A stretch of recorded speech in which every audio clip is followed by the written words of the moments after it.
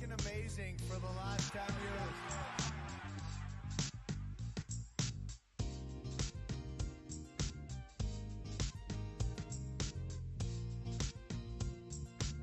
Let me start off with a Twitch feed this morning, and I got to get the whole name right. Mile High Hockey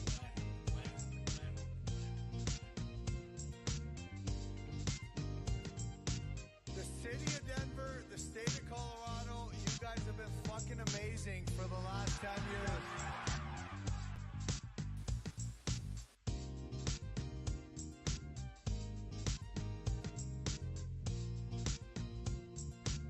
Let me start off with a Twitch feed this morning, and I got to get the whole. Welcome to the Mile High Hockey Lab.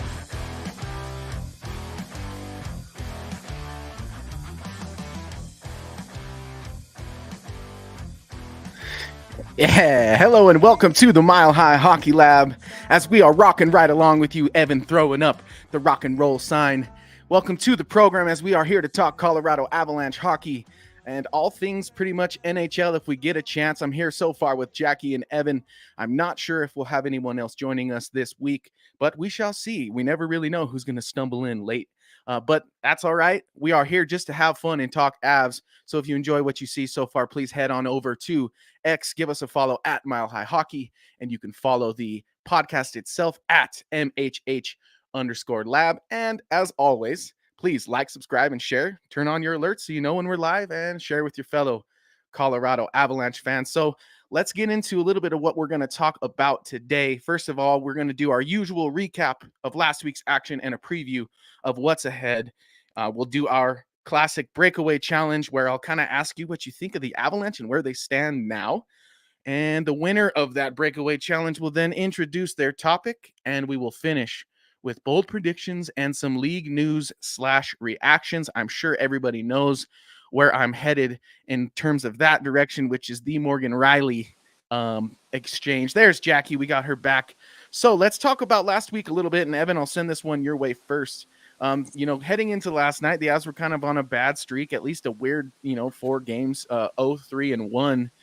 They had, a players only meeting following the shutout to the Florida Panthers. If you could surmise, because obviously you weren't in the room, but what do you imagine was said, and how do you feel they responded to that? I don't necessarily think it was a bad players meeting per se of like people yelling at each other. I think it was more so just like what are we doing here? Like what's kind of the objective, right? Where can we improve, both individually and as a team, right? Yeah. With our connections and whatnot. And I think that reflected, at least in the Caps game, at least to an extent, right? Mm-hmm. And how they opened up and then, fell apart then in 45 seconds or whatever it was after that. So there's obviously still work to do. The players only meeting is a start. And I'm interested more specifically about like, I wonder who would have been involved in that meeting, who would have been talking most besides like, I'm sure Cogliano probably was. If like Jack Johnson maybe stood up there, because obviously you don't have Landeskog in the room with them. So I wonder, who kind of took the lead on that. I would like to put my money on Cogliano, but regardless. Yeah, I feel like it was probably a committee, if I had to guess as well, including Cogliano, probably McKinnon, probably a little bit of Rantanen sneaking in a few words there. But Jackie, I want to send you that same question. What do you think, or what do you want to hear from a group in terms of that players only meeting? And what did you see that kind of changed for the Avalanche in their ability to beat the Washington Capitals last night? I'm not sure it really was the kind of meeting that, required a tweet and to let everyone know. It's like, ooh, things are getting serious now. Gotcha. Like, I believe Bernard doesn't really go in after the games anyway. So I don't know. I just kind of sometimes think it's just people looking to tweet something and make it sound more important than it really is. But, I would say the guys on the team that have the biggest role, McKinnon, Rantanen, Makar, but they were also the culprits too. So Agreed. You know, I know like half of the fan base loved, when Taze called everyone out. And it's like he's been playing like crap too. So Yeah, yeah. I don't think he's like the big hero for doing what he did. Do I really think that made a difference? I don't know. I think more of just having like a hard practice and just focusing on details a little bit more important. I don't really think they need like more motivation or to understand, where we are in the season. Right. Maybe just to you'd like to see a little bit of accountability, sure. And I think just talk about like I also think it could also be a positive. It's not necessarily pointing out, weaknesses, just saying we're fine, look at where we are in the standings, you don't need to panic. That's a good point. We're gonna win again and just start doing things the right way and we'll be fine. Yeah. Well, I don't hate that because you might be right. It might be that like when we hear players only meeting, we get all in a tizzy, and it could just be like I communicated it in my opinion piece, which is just another reestablishing and clear communication of the standard. And I don't think that that's negatively like where they're having a knock them out, drag them out, sort of exchange where some guys' egos don't survive. I don't think that that's the case either. I'm with you, Jackie. I think it's a good thing more than it is a bad thing because it shows you, obviously that there's guys in the room that care enough to, communicate. But I guess I have a question. I feel like we've avoided this question. I mean, in terms of the Avalanche, the Royal we, but how far does a losing streak go to when, you start to get worried and you start to look for changes? Obviously, that's not the case here in Colorado, but when does that become a reality, Evan? Ooh, that's a good question. I mean, when you're talking about like massive changes, like trading players away, coaching changes, I mean, everything has to go disastrously, horribly wrong. Yeah. 2022, 2023 to an even more extreme level. So, Mm-hmm. in terms of like this mini 4-game losing streak that the Avs went on, I would think game 4, game 5 would be when you at least start to question like, hey, what's going on here? What are we doing? Those sorts of things. But I also think it kind of depends too on how your team plays. Yeah. So I think, for example, I would say that out of this road trip so far, that first game against the Rangers was the best one. Mm-hmm.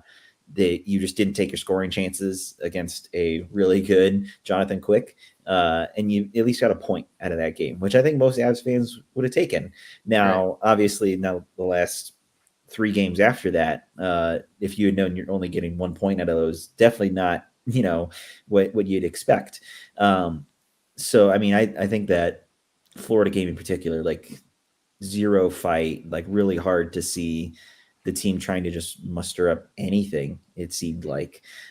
So hence, that's when you start having those talks with players of like, hey, what's going on here? Just doing some self-reflecting in the mirror, probably. I don't think it was anything super major, and of course Bednar had to work around O'Connor being hurt now with a lower body injury on Tuesday against Washington, so having to bring in McDermott and kind of switching up the lines from there and moving Johansson down to the fourth line. So things are still being worked on and moved around. Sure, it is far from like super panic time, I would say, for sure. Agreed. So you just kind of have to take it in stride. And the nice thing is that when the Avs go on streaks like this, they go on a winning streak afterwards. Usually, yeah. So usually that it corrects itself pretty quickly. Exactly. Yeah, so we'll have to see. We'll have to see how they do. Not only Thursday in Tampa, of course, to wrap up the road trip, but where they go from here, because it doesn't get any easier going forward. No, it certainly doesn't. And I was listening to Altitude this morning. I like to listen on Tuesdays because every Tuesday they have Jared Bednar on when it's Avalanche hockey season.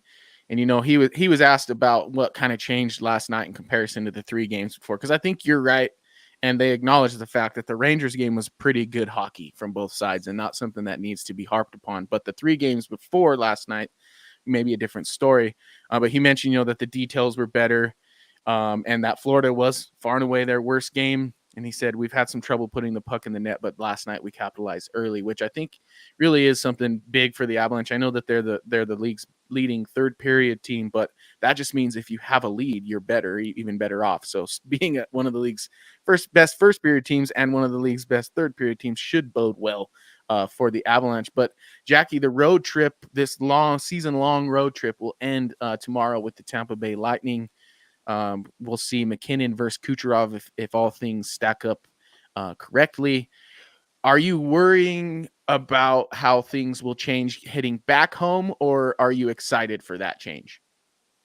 Well, I think going home will be a good thing. Yeah. It's been definitely long enough, and they've played extremely well at home. They're 20-5 at home, so sometimes it is tough to get going after a long road trip, but I expect good things from them at home.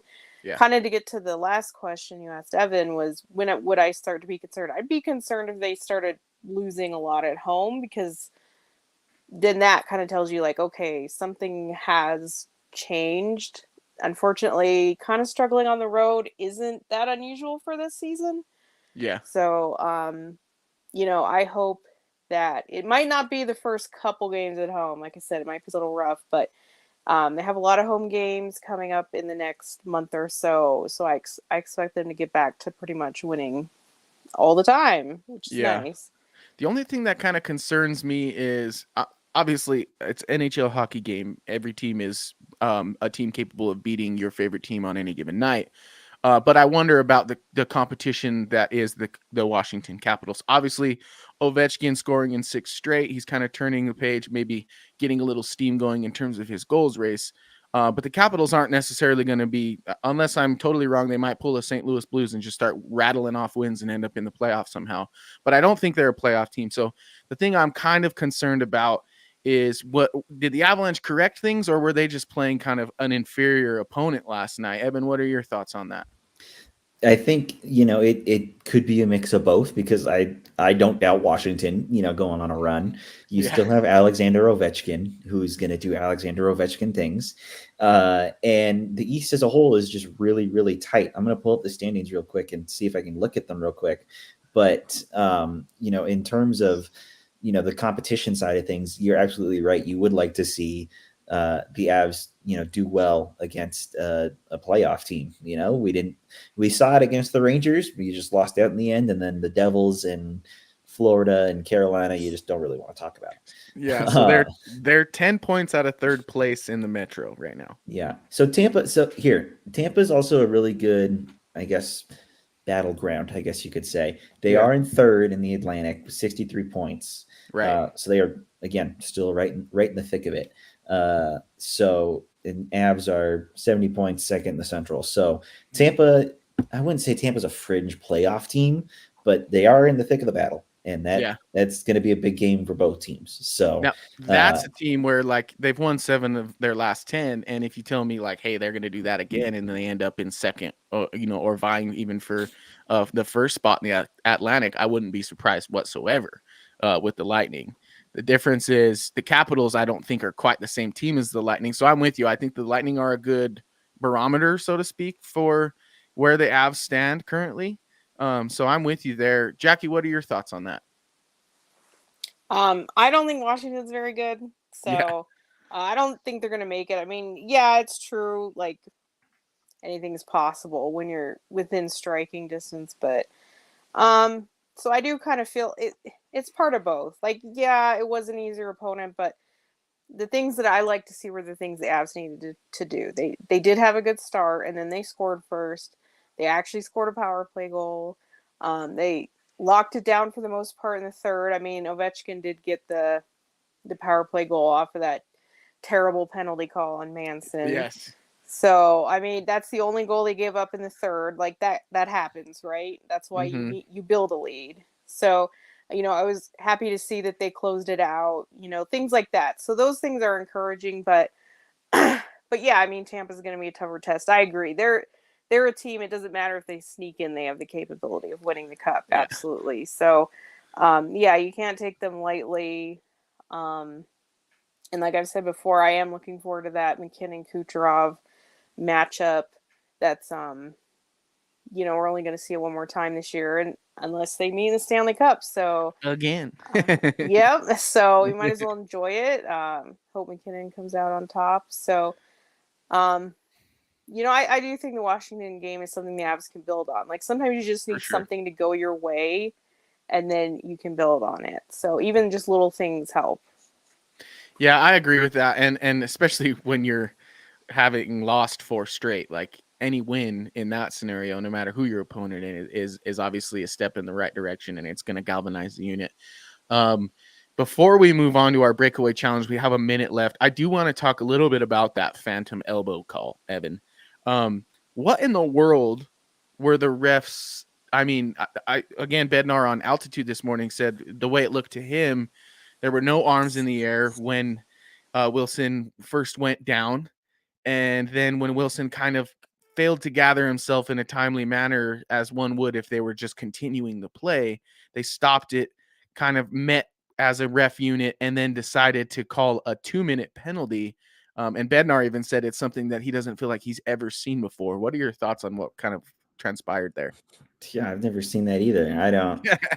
I don't really know, right? Like his elbow's pretty much like level, pretty much with Tom Wilson. And surprisingly, Tom Wilson is the one that, is being the for lack of a better term, baby out of it. Yeah. Which is funny because of the whole, hockey debate yeah. that we'll get into later in the show. But because of which side of the debate he's on, typically. I know, right? exactly. So I don't know. It's interesting. I think it's more of a reaction call, I feel like. Yeah. And I agree with Jared Burton. I'm like, I don't think I've ever seen that before. I don't really know why that happened, why that came about. And I think the thing that, kind of reflecting on it, afterwards, like the thing that frustrates me the most is you're able to look at some penalties, whether they are a penalty or not. Why didn't you do the same in this case? Yeah, well, especially if like if the real concern is that it was an egregious cheap shot, and we got to penalize it, then why not check and see if it's a double major? And then you find out for sure that the elbow wasn't even in the area, and that all it was him rubbing him into the boards over there. And Wilson, and I caught this on the broadcast. Wilson just had surgery on his nose, so of course that's going to hurt more than it typically would. Obviously, it always hurts to go face first into the boards, and maybe there's even a conversation to be had about whether or not it was boarding, but it certainly wasn't elbowing. I don't think it was boarding either, but it looks more like that than it definitely looks like an elbow when you see it in the replay. So, and to your point, Jackie, good on the Avalanche for not letting that penalty be the determining factor in how that game sorted out. The Avs were able to get, a goal back after that. And then, the empty net exchanges that they had, which I got to love it, man. Miles Wood won me some money with an empty net goal with about 6 seconds left in the game. So you got to love when that happens. But that was last week and a little bit looking ahead. Now let's do our game and play the breakaway challenge.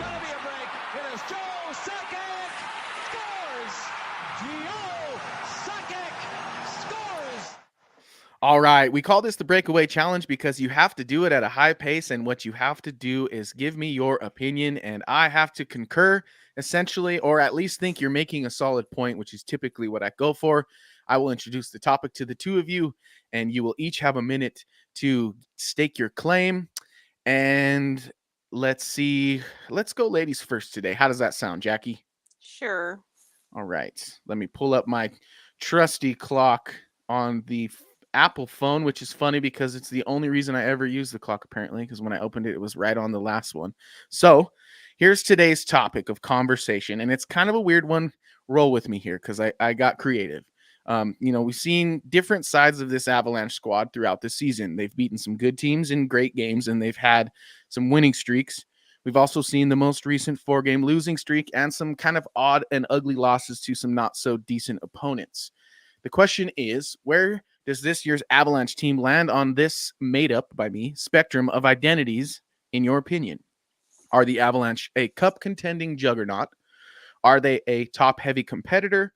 Or are they a cap crunched and shallow hostage? So, Jackie, you have 1 minute to choose and to stake your claim. Your time starts now. Well, I would say the middle option, the top heavy contender or whatever you Yeah. call them. Um, I think it's been the same all year. I haven't really changed my opinion. I mean, you look at the lineup they had last night, just having O'Connor, who is a depth forward, out of the lineup. They had one NHL first line, a third line, and two AHL lines. Mhm. Like, and that's just with one guy missing, basically. And obviously Nichushkin is gone, but um, they needed 5 years to build up the depth when they were that juggernaut when they won the cup. And they don't necessarily have to be at that level to win again, but that's what it took, and that should really be like the goal. And you can't do that in one deadline. You're not going to do that with a rental. Like, you need players that are part of your team under contract and building. You need them year after year. Like, you got Drouin this year, you need to keep him, and then you need to find the next Drouin, and that's how you build the proper depth that they can. I mean, can they win? Like I've always said, they have superstars. You're never going to count a superstar out from what they can do, especially Fair. in the postseason. But, I don't think they're quite there yet. I think they're playing well. They're going to easily make the playoffs. And then from there, we'll see. I think then really it's going to come out. The truth of what this team is going to come out in the playoffs. Yeah, and that's why I asked the question, because I'm not sure which version of the Avalanche we've seen so far I trust as the real Avalanche. In fact, that's why I guess I didn't title it, but part of pitching this show on X was a segment that I said, will the real Colorado Avalanche stand up? So that's where this question comes from. And Jackie, I gave you 5 points there. I thought your best point was that, this took 5 years to build the juggernaut that was the 2022 champions. And I don't think that the Avalanche have done that or found the same time between championships in terms of building that juggernaut. So that's a great start there, Jackie. Evan, are you ready? All right. Let's do it. Jackie may or may not have already taken some points, but here we are. Hey, that's all right. So question back to you. Where does this Colorado Avalanche team land on a spectrum of identities? Are they a cup contending juggernaut, a top heavy competitor, or a cap crunched and shallow hostage? Your time starts now. I'm going to say top heavy competitor once again. Yeah.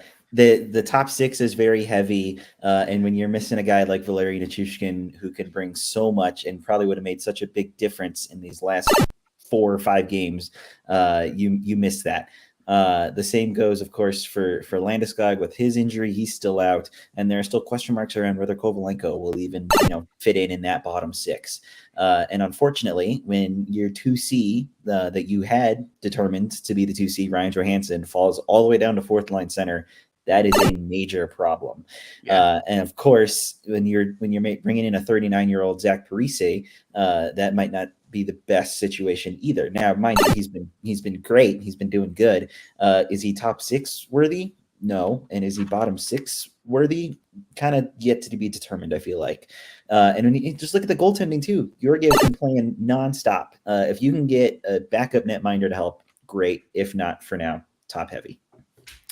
Love it.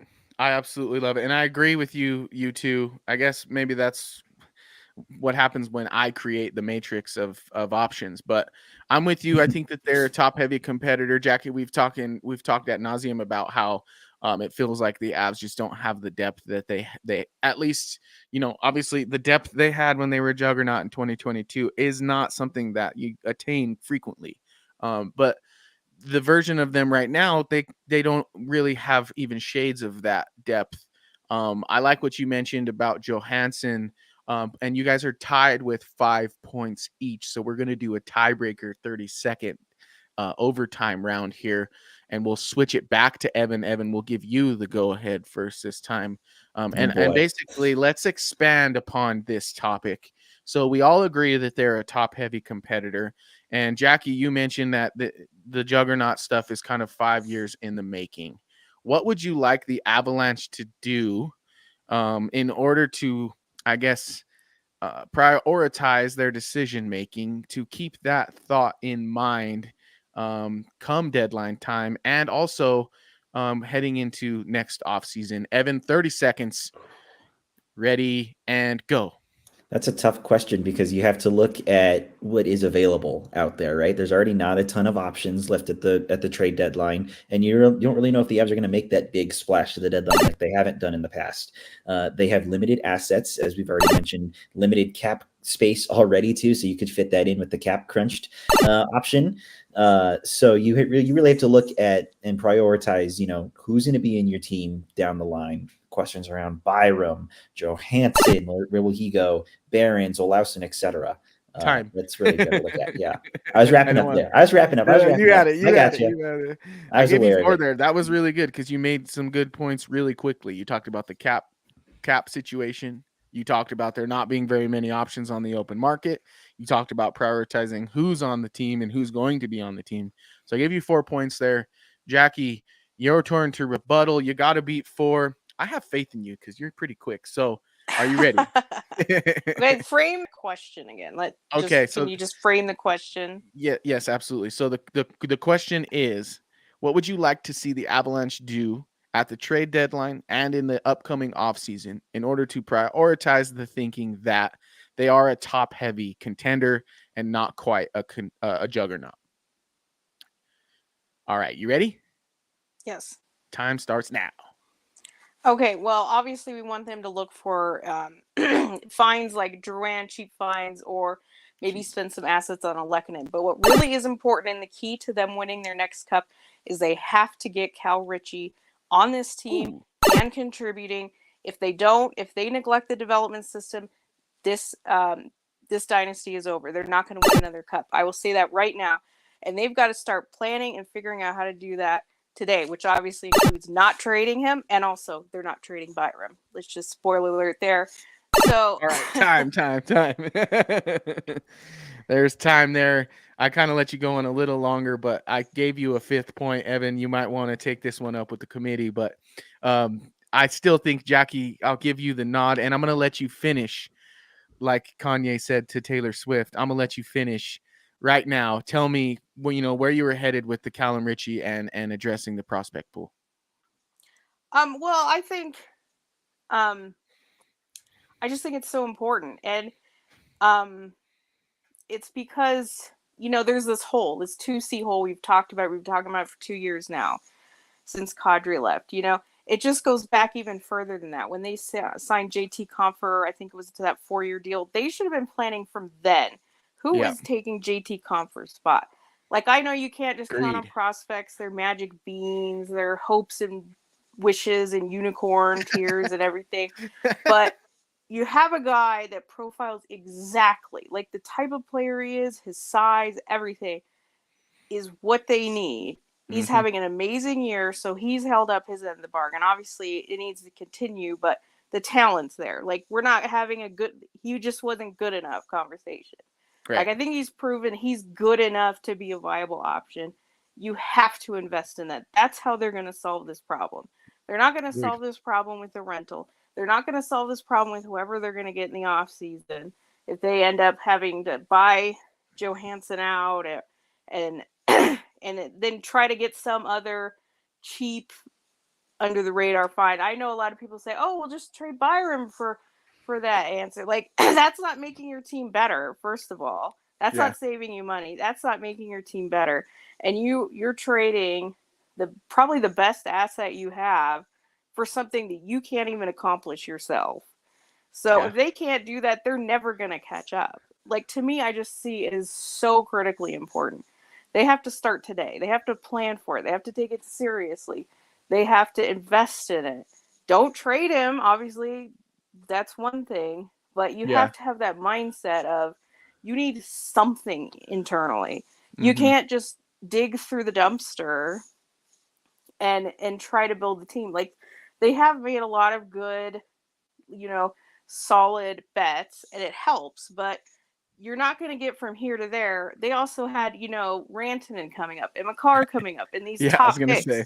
You're not getting a top pick. A top 5 pick isn't walking in the door. So you have to take the best asset you have, which is Ritchie. He's in the position. He's the exact type of player you need. You have to invest in making it work. You have to. And that's how I really feel.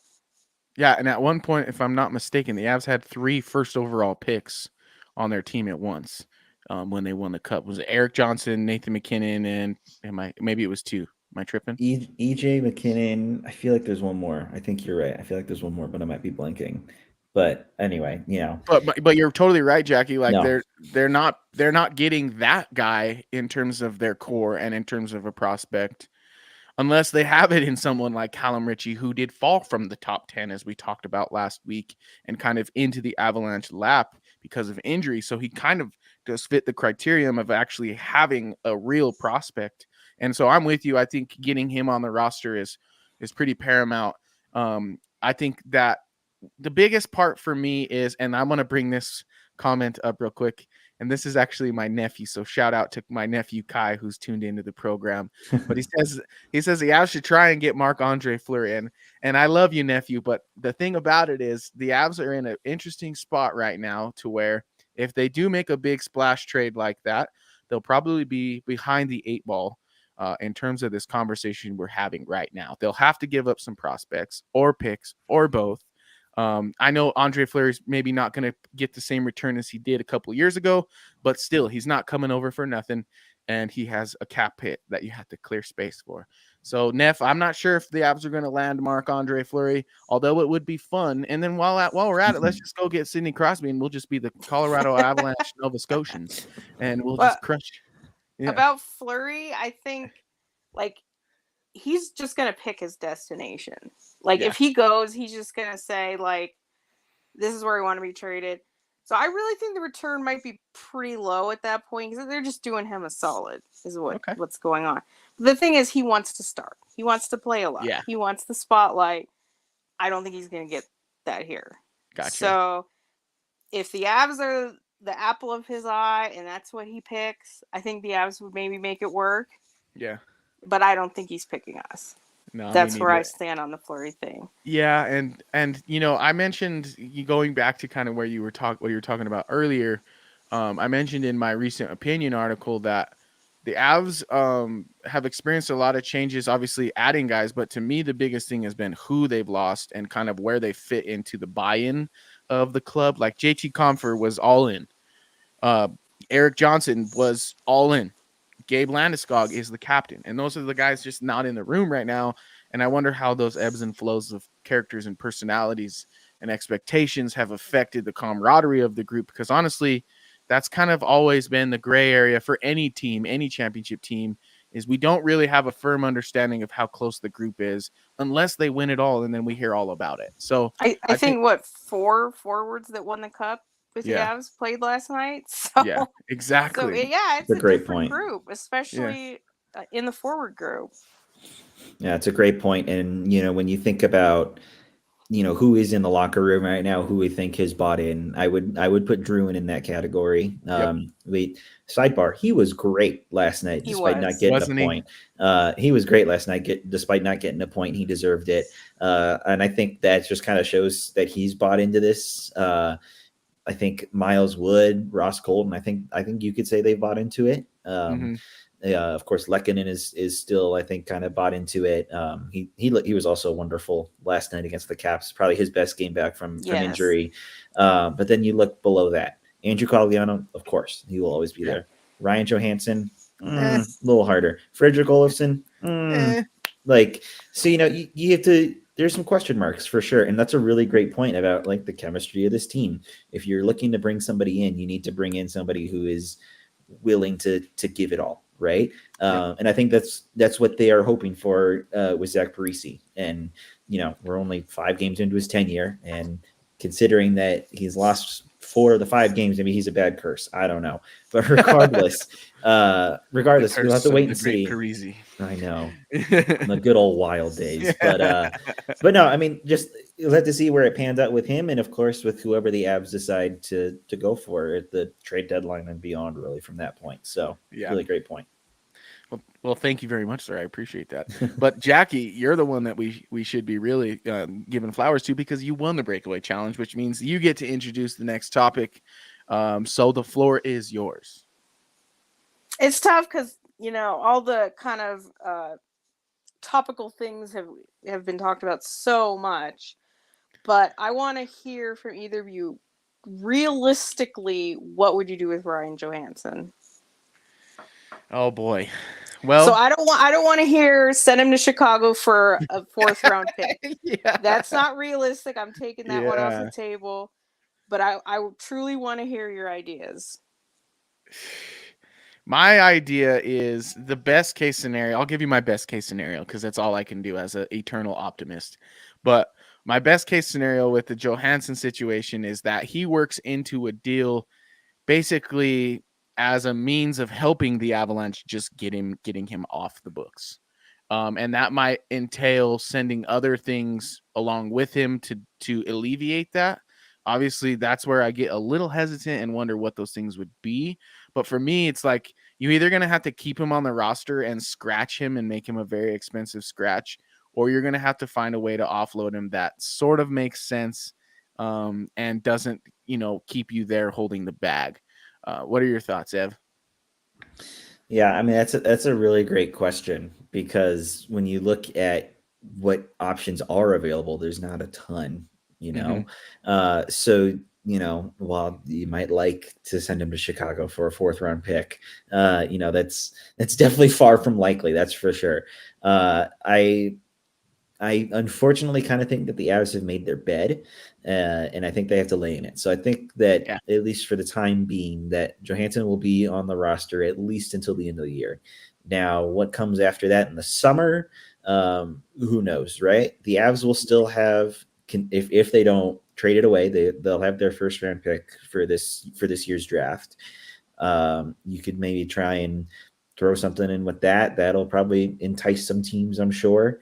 Would that be too much for the Avs? Maybe.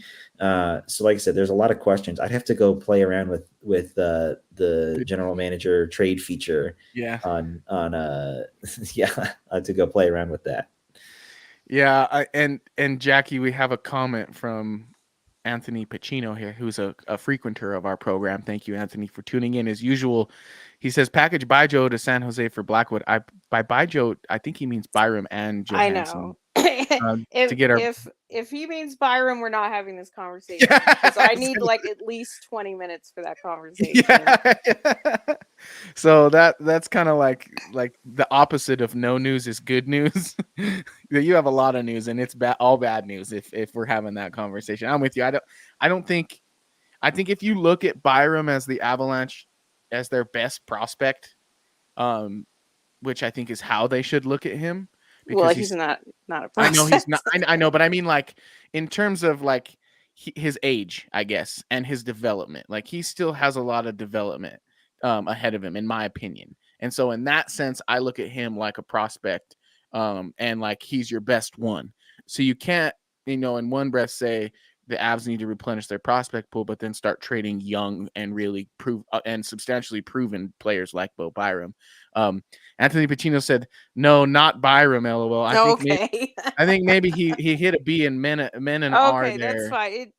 Big difference. So let's double back to it. Rijo, yeah, just straight up to San Jose for Blackwood. Do you think San Jose agrees to that? I don't think so. I think even for the bad teams, next year's contract of the $4 million for Johansson is prohibitive. Like, they're going to want to be compensated for that. Even if they're crappy and they could take it on. Like, why are they going to give that up for free? It's $4 million cap space.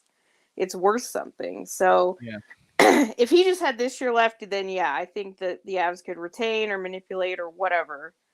And a team would take it and just let him play out the last 20 games or whatever. No problem. But next year, nobody's going to do that for free. And so that's the problem is, like, what is the valuation of that? It would be completely stupid for the Avs to give a first, but if that's what the cost is, but they still can't do it. My solution would be probably you just live with it this year. He has a reputation as a good playoff performer, so I guess just hope for some I would put him back on power play 1. I mean, that's probably the only thing he can do, so just at least have him try to do that. But I think I'd buy him out. I mean, it's only gonna they're not in a position for dead money, but it's only $1.3 million. I mean, I'd rather do that than give a 1st round pick. Agreed. So I think Yeah. that's just going to be they're just going to have to suck it up. I mean, they've wasted $1 million on Curtis McDermott for 3 years. They can waste $1 million to get rid of Ryan Johansson for Yeah. 2 years. Agreed. So Yeah, And, that and go ahead. they're lucky that the buyout is that cheap. I'll just put it that way. Yeah, you're right about that. I was gonna But- say, that with Johansson for Blackwood straight up, like that sounds great, but San Jose is definitely gonna want at least some sort of prospect Real pool. return. Yeah, real return, like a prospect or a draft pick. I think Yeah, you could because he's maybe played well. I guess you also have to remind me: is he UFA this year or does he have term? Let's see. Because that part makes so much difference when we're talking about trades. And I That's just true. don't know off the top of my head. Well, Adrian does that. I mean, I think you could I think you could explore sending like I mentioned it last week. I feel like Sean Barons maybe could be used because I don't know how much space there is for defensemen, really, to be quite honest. And down the line, maybe like an Olausen, but this is why we're not general managers, as I've said multiple episodes. I could try. So, Give my input. yeah, I'll take $1 hey, million to consult. I was gonna say I will take the check and I will take a hack at it. You just send me the opportunity and I'll give it a shot. That's I'll for give sure. you 3 good ideas a year. I'm not gonna say I can do all of it. I'm not gonna be managing the cap. I'm not gonna be calling everyone, but I think I'm good for three worthwhile ideas a year. Well, I can promise you that I don't think any of us would be as bad as it as the Colorado Rockies are. Like, I'm not going to pay somebody else to take my best player and the best third baseman in the history of the game. But I digress talking about baseball because I don't want to even go down that route. But his cap hit is 2.35 mil, and he's signed through 24-25.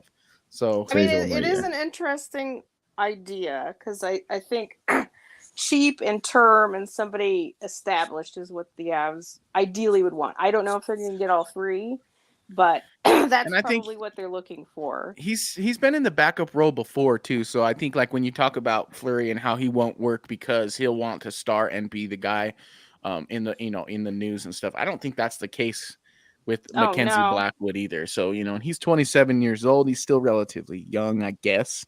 I do wonder about like maybe Barbanov. I know he's not a center, but he's a fairly decent, cheap depth player for San Jose. And then I forget which insider tweeted it, but the other day said like San Jose is pretty much ready for business, and there's not really much calling over there going on over there. I was gonna say that the Avs and Sharks have done business. They've made some good business the last few years. Well, it sounds like the lines are open. So that could be a target for the Avs to maybe do a little one-stop shop and not pay the first and not pay anything substantial. I agree. I think Barons is probably a good trade chip for them. You wonder where he fits, and also like they're gonna have to sign him. They're gonna like, what does he want to get signed? He's not a blue chip prospect, but he's maybe an A or B prospect. People forget Sampo Ranta got guaranteed NHL games and a burned year of his contract to get signed. That's right. I forgot about that. So if like Sampo Ranta got that, Sean Barons is gonna ask for that. Can the Avs even give that right now? Yeah. What do you think of this, Jackie? He says you could try and pass his package juice along with it to get Eustace over to somewhere where they might. I still don't think he has trade value. I'd be very surprised if he gets traded, just because the Avs do need like bodies. They need numbers if they're going to try to get through 4 rounds of the playoffs. I don't know that it benefits them to move a guy that they could at least put in the debt and have some semblance of hope that he can win a game. I mean, I know you'd have Georgie and then you'd have Blackwood, let's say, in this example. Do you still have Prospatov, I guess, and then Annunen? But I know I've been through it a few times. I just don't think he has value. Like, every team has multiple prospects. They just like their own. Like, maybe someone will sign him in the summer if the Avs don't qualify him, but you just don't see like 5th year, after draft year, like draft plus 5 goalies that aren't NHL established go to other teams. Like there's Yeah. just no value there, I don't think. Well, I think you put it well a couple episodes ago when you said, every franchise has that guy already. In terms of like a dude who's kind of on the fringe and whether or not he will work. And the only way that like swap is if you swap him for another guy like that, in which case no one has any problem solved unless, the change of scenery just works magic. But that's not typically how things go. Just look no further than the Ryan Johansson experiment. Apparently what Nashville had figured out about him was entirely accurate, unless things change drastically in these last 30 or so games. I don't think that that's a bad take to say that Ryan Johansson hasn't kind of even amounted to the $4 million that he's being paid now rather than the $8 million. You got you got Nashville paying the Avs $4 million for Ryan Johansson to play for them. And then pretty soon it might be the Avalanche paying the other $4 million for him to play for someone else as well. And so that's just doesn't look good for the prospects of Ryan Johansson being, employed by a very competitive and good team in the near future. But we'll see. Honestly, I hope it turns around because that's kind of a sad situation to be a guy who makes $8 million in the NHL. Then you get traded and then it's $4 million after injury. And then all of a sudden you're just basically too slow to fit in on one of the league's best teams. But let's get into the final segment, which we have dubbed Bold Predictions. We also call A bold strategy, Cotton. Let's see if it pays off for him. I call that bold talk. that we really just kind of hope will happen. And I think that was a little bit the case last week with me, Evan, and Ezra, as in the Bro Show, as we dubbed it. Evan, you said that Annunen would get a shutout, against the Capitals, and he did not play. Well, so, I mean, considering how the rest of the road trip had gone, my hopes were not that high going into that game. So, well, and so much for, like giving Annunen a real look, right? That was all a bunch of BS, if you ask me. The whole 50-50, giving Annunen a chance and sending Prosvetov down to get some ice time is a load of crap, if you ask me. But I guess we'll see. He's still up. Ezra's bold prediction / bold hope was that Zach Parise would have 2 points in the 3 games between that show and this show. He was wrong. He did have a nice goal. Yeah, he did have a goal against the Carolina Panthers, and just 1 point shy of that bold prediction. Not too bad. And then Ado just went completely off the deep end because he's so excited about how good Jonathan Drouin has looked in a Colorado Avalanche uniform. And he said that Drouin would have 5 points in those same 3 games. That didn't happen, but I'll say this. I believe he had 2. And if he didn't, he should have had 1 last night because, as Evan said, he played so good last night. Mhm. And I like what you had to say about him in terms of his buy-in, because I think that was what was crucial for him to have success in Colorado, was for him to trust Jared Bednar and his system and let him mold him similarly to what we sort of saw a little bit with Tyson Jost. We've just seen it come to fruition, I think, with Jonathan Drouin. That same thinking and bringing him in, I think, was kind of the same thinking in drafting a guy like Tyson Jost, which is he had some skill and upside. You just had to teach him, some systematic things. So that was my bold prediction, and it was wrong. So let's get into this week's bold predictions / hopes. Evan, I'll let you go first. Man, it has been real tough trying to think of a bold prediction or bold hope recently. So you know what? I'm just going to come to whichever one comes off the top of my head first. So screw it. Ryan Johansson gets 2 points. I mean, I will give him this. He did get an assist last night on that Taves goal, which he did is something, right? It's the first time he's gotten get it rolling in a little while. Yeah. I know. Was it 5-on-5? It was it was 5-on-5. Mm-hmm. And shout out to Curtis McDermott too for screening Charlie Lindgren in front of the net. So maybe it starts something. I don't know. Guess we'll see. Oh, you know what I just thought of too, which that's a great one. But Jackie, I got to double back to yours before the break, right? Because you had Or did we already? I can tell you what it was. That Byram would score 2 Byram. goals. Right. But so he still has one more game to do it. Oh, no. He has one more game to do it. Oh, hang on. Okay, so he has none though, right? So he's got to score 2. Yeah. So he's got to score 2 in the next game. Fair enough. You're right, because you said But- over the whole road trip. That's Yes. right. I remember now. But Well, I hope Raijo does get 2 points this week, because I almost feel like getting back to Jackie's topic, actually, the real best case scenario is that he sets his hair on fire, starts getting a point a night for like 20 games, and then he does have trade value, and then you trade him and run away as fast as humanly possible. That's probably the best case scenario. So 2 points this week, I mean, probably need more than that to change the dialogue in terms of what I'm saying, but he needs that's to a good score start. the cup-winning goal, and then they get on the phone immediately. He's ready. He's ready to help you. Got to start somewhere, man. Gotta start somewhere. All right, Jackie, what's your bold prediction this week? Okay, I'm going to kind of split this up. Okay, so my actual prediction that we could put like on paper is that McKinnon outscores Kucherov. Love it. I guess in the game, but we could also extend it to the week if you want. Which would you prefer? I guess the week is a better prediction, just because like one game is a little, I don't know. Jackie's playing the long game. Yeah, I like it. But but I think it's definitely topical. He can get his start on that tomorrow. But Perfect. I do want to kind of throw a few others out there. Okay. Like when the team gets back on a road trip, they usually make roster changes. So if we're kind of looking for them to maybe, I'm not necessarily saying they're going to do their trade or whatever, but if they're going to shake things up a little, that's the time to do it. I actually think they're going to swap Prospatov and Annunen when they get back. Okay. I don't know if that's bold or not.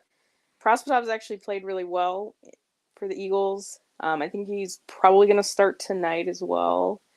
So that'd be 3 starts for him. And I think they're going to swap them.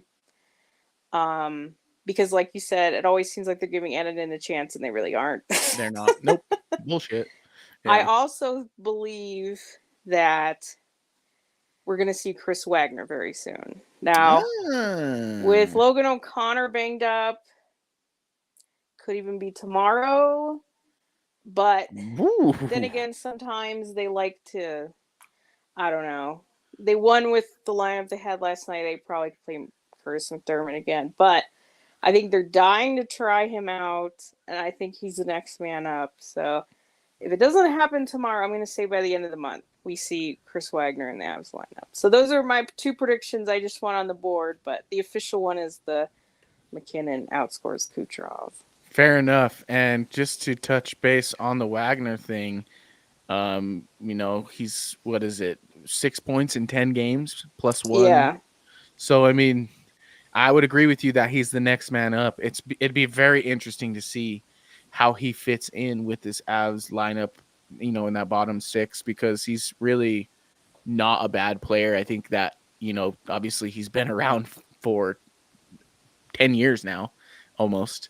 Exactly. Like he's obviously not a prospect, and he's not the typical kind of just AHL fill-in, right? Like you said, that they're familiar with him. He's played a lot in the NHL. I think he's even played some center. So I think they're going to want to give that a whirl before the deadline. Not necessarily like, if Wagner looks good, they're not going to get their guy.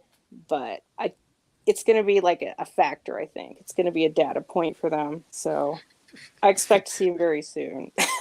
Good point on Chris Wagner. I honestly keep forgetting he exists, to be quite honest. Maybe. Who knows? Avs fans will hear the word center and say 2C immediately. So, second line, not that second fast. line? Maybe not Second that line? fast. But who knows? We'll see how he does if he comes up. That's so great. All right. Well, I'm going to go with my bold prediction. And I'm going to get real bold here. I'm going to get so bold. This bold prediction, and I'm going to do 2 like Jackie did. This one's not going to sort till the deadline, but I'm going to make a bold prediction. I do think, unfortunately, I don't agree with this, but I do think the Avalanche are going to make a splash trade. I'll I guess quantify that or qualify that as trading a roster player for a roster player or a high pick for a roster player. That's in. Does McDermott count as the roster Yeah, player? yeah, possibly. But I mean, like, I know I've been beating that drum. If that happens, oh boy, am I going to collect the receipts. I've well, got a few on the board that Anthony if they hit. Pacino over here said the only way Rijo and Dermy should be on the ice together again is if one is giving the other CPR. Oh my goodness, you guys are funny out there. But so that's my long-term one. You know, But it the has Avs, to, but you we didn't have time. say. You're probably not thinking McDermott. You're probably thinking like someone that they I'm actually thinking count like on. Byram or Gerard. Unfortunately, I think we'll go to someone. That's where I figured your head went. Yeah, so that's my off into the future one. And then I think for this week, I'll say that the Avs and the Tampa Bay Lightning will go to a shootout. I won't say who's Okay. going to win. I wouldn't mind it. I think I'd be fine with overtime in that game. I'd be all right with it. I could see that being a possibility. And of course, that's just how the Avs would end their road trip, just because that's how they do. Well, and that's my thought is like the Lightning are going to be a tough out. They've been playing pretty well. Obviously, they have a Hart leading candidate in Nikita Kucherov, and it would be fun to see both Nathan McKinnon and Nikita in a shootout where Nikita's actually trying. So that would be cool. And that's why I do it. Maybe this one is also a bold hope. Who knows? But so that does it for the bold hopes. There's one last kind of thing I wanted to touch on, which is kind of league wide, and it pains me to talk about the Toronto Maple Leafs on our program, but I do want to talk about it because it pertains to everyone in the league, as it seems like the league kind of set a precedent in suspending Morgan Riley for 5 games for his cross check on Grieg, who slap shot an empty net goal in. Evan, I just want your quick thoughts on that situation and what you think of the suspension and what it means for the rest of the league. Yeah, I mean, I think the action of Grieg, slap shot the puck into the net is not the best look. I get it; it's all about the passion and the energy about that and whatnot. Now, I think the reaction from Riley was warranted. I don't know if it was 5 games warranted, especially for a first time offender. But it's understandable. It's hockey. It's men in skates who get angry. That's just how it goes.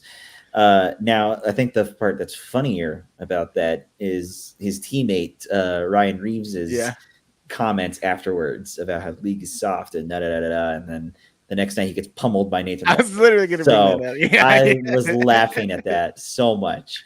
Those are my quick thoughts on that. I wonder what others think too. I don't know. I'm kind of neutral about it. I love that you bring up Ryan Reeves taking one last night from a guy who's like 5'8" and just absolutely, or 5'9", right? Nathan Walker. And he said, "Make hockey violent again." I don't think that's what he meant, Mr. Walker. I don't think he meant against him, but I'm with you, Evan. But my whole thing with this exchange, and Jackie, I'll get your thoughts on it next, is like, then fight him. If you have a problem, then fight him. Like, obviously the punishment is less than what you have now. Probably you get fined, but you probably don't get suspended. I know you get fined because you can't fight in like the last minute without avoiding a fine, if I remember correct. But nonetheless, like, to me, it's just kind of like, yeah, of course he had the reason to be upset. I agree, but the way he handled it to me was soft. It's funny enough. My opinion is that Ryan Reeves is right, but he's right about his own guy. If you have a problem with what Grieg does with scoring into the empty net, here's an idea. Maybe stop him from doing so. That's my take. Jackie, what are your thoughts? Yeah, I have a couple here, naturally. I totally agree with you that it actually is soft to just cheap shot someone, right? Like that. Yeah. Is that being tough? No. Like the whole thing is, well, first of all, you don't hit a guy in the head. Like that's what they're trying to get out of the game. the league has actually put an emphasis on it. Like guys that have cross-checked in the face and the head have gotten suspensions this year. I think they're trying to make it pretty clear. You don't go after a guy's head. So to that extent, Riley is not justified. Like, that was stupid. You don't do that. He's lucky he didn't get more because it was a retaliation, which, was like what got Kadri in trouble in his early suspensions because they didn't like that he was mad and he was retaliating. It wasn't a hockey play.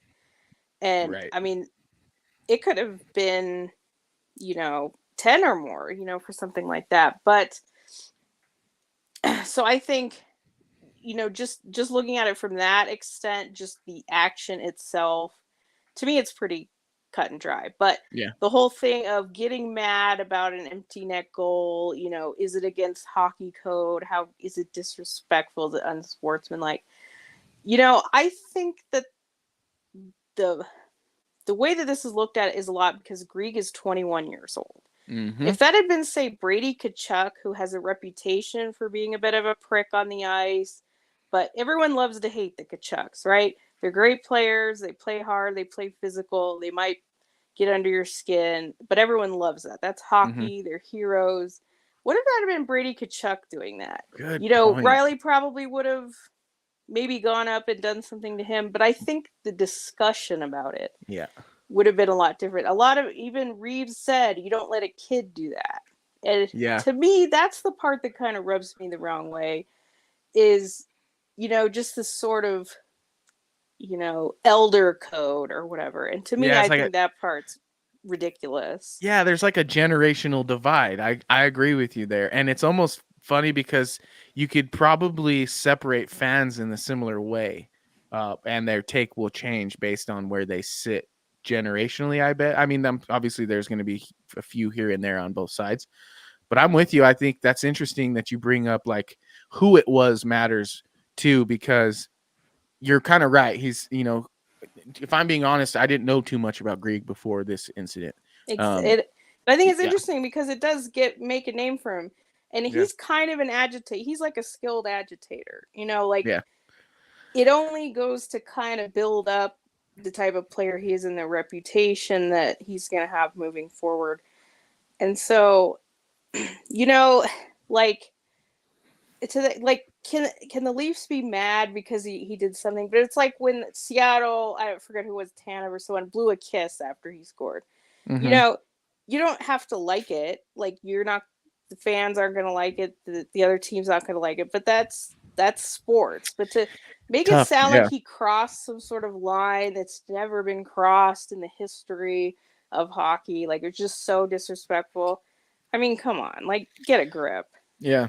I akin it to the bat flip conversation that happens a lot in baseball. They're like, oh, you don't pimp a home run. It's like, don't get a home run hit on you. Baseball is its own thing, anyways. With that. And I want to walk back my comments. I did forget that Riley did hit Grieg in the head. So and then I will say that is probably worthy of 5 games, if not more than that. Now, if he had done it on the body or somewhere else, I think he still probably gets a suspension. But yeah, getting hit to the head, you are right. The NHL is trying to get rid of that. They don't want that in the game. Now, player department safety might have a different story depending on other situations because that's just what they do. But no, I forgot about the hit in the head part. So I retract my statement. It is worthy of 5 games. And then someone had told me, I obviously wasn't watching the game and I haven't frame by framed it, but someone mentioned that Grieg had been like cross-checked or slashed really hard right before that. So I mean, that's part of it too. Like, Totally. like it's part of being competitive. Contact. And like I said, you don't have to like it, but it doesn't mean that he's crossed some sort of line. Like the fact that the people in the players against Columbus went after him last night. Like, ridiculous. What was that about? Yeah. Like you guys are sticking up for the Leafs. Like what? And it was Boone Jenner who's been in ties and talks with being traded to the Leafs, which also makes me go, well, what do we not know then? Like, is he already taking hits for the? I mean, I guess Leafs? at least that would make sense. I would at least get it, but I mean, to that extent, like, oh, well, every game he's ever going to play, people are going to go after him. I mean, Yeah. that is ridiculous considering what some of the people get away with in this league and do on a nightly basis. It's ridiculous. Well, it's funny to me that like what Riley did is code, and it doesn't cross the line because it's him standing up for the pride of his team. But what Greg did, which is non-harmful to literally anyone except for maybe someone's ego, is somehow crossing a line. If you ask me, hitting a guy in the head is a crossing of the line in terms of a mutual respect between players. So if anyone, to me, was disrespectful to the game, it was the guy who took his stick to the other guy's head. But Evan, to your credit, I know you already walked yourself back, but to your credit, it did kind of look like Riley was trying to cross check him like in the shoulder, and just the way the exchange happened, it went high. Can't have your stick that high, first of all, in the first place. So it's not an excuse for him. I mean, yeah, but it wasn't the dirtiest thing I've ever seen. I think, Trouba on a nightly basis probably is dirtier than that. Yeah. But I mean, yeah, but he hit him in the head. Like, For even sure. if you really meant to or not, but you did. Doesn't matter. Exactly. And that's the rules the Avs have to play by. Like, Yep. you cross-check someone in the head, you're going to pay the price. Well, and that's why I wanted to bring it up, because I want to bring it back to the Avalanche perspective, which is bringing it to that shots in the head thing. We've seen that come into play a few times in Avalanche Stanley Cup history. I hope that the Avs are privy to that and aware. I don't think we have very many guys who will take a risky run, except for maybe a guy like Manson. I think I could see him potentially being in position to do something like that. Maybe not intentionally, not a high stick to the head, but a hit within a hockey play to the head. Just speaking in on the emphasis that the refs are having towards taking that out of the game. So certainly it's interesting. not an elbow. Yeah. I'd say Colton. I mean, he basically already did it. Yeah, exactly. Colton, you heard that one. Yeah, Evan said probably that you elbow last night gave him 5 games. What are we doing Yeah. here? Geez, it's clearly straight to Wilson's head. I love it. But I could definitely see Colton cross-checks. I think the next Av to get suspended is him. And I don't think he plays dirty, but I think, like, when he does do something that's in the gray area, it's like... It's noticed. It's really in the gray area. Yeah, I'm with you on that. Well, folks, thank you so much for tuning into the Mile High Hockey Lab. We had the Breakaway Challenge, which is brought to you by Lucky Puck. You can follow them at X on @LuckyPuck2023, #HockeyLocks for days. We also hit you with our bold predictions, which is brought to you by Puck Yeti, another site that we work on and contribute to, Evan and I here, for Avalanche news and stuff related. So if you enjoyed today's episode, please like, subscribe, head on over to X, give us all a follow, and stay tuned to that Twitter and X account as we announce every single live episode there first. And as usual, share us with your fellow Colorado Avalanche fans. We appreciate all of you for tuning in, and here's to the Avalanche beating the Tampa Bay Lightning tomorrow, and then maybe a few other teams before the week's over. And Mac beating Kucherov. Yes, Mac beating Kucherov head-to-head and throughout the week, so we can give Jackie a ding. From the Mile High Hockey Lab, this is Adrian Hernandez. Thank you, and go Avs go. Thank you for tuning into the Mile High Hockey Lab.